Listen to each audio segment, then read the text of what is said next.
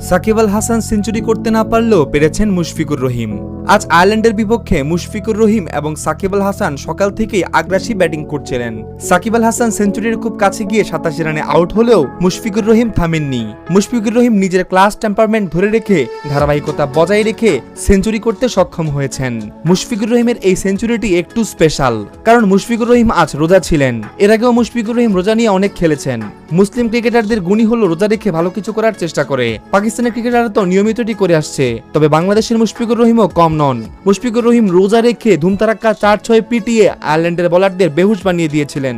মুশফিকুর রহিম দেখিয়েছেন রোজা রেখেও ব্যাটিং করা যায়, দেখিয়েছেন যে ইবাদত করেও খেলা যায়। খেলার প্রতি এই অকৃত্রিম ভালোবাসা এবং মুসলিম হয়ে ইসলামের প্রতি দায়িত্বশীল মুশফিকুর রহিমকে নিয়ে যাচ্ছে এক অনন্য উচ্চতায়। মুশফিকুর রহিমের মতন ক্রিকেটাররা যুগে যুগে তৈরি হোক, এটাই চাই আমরা।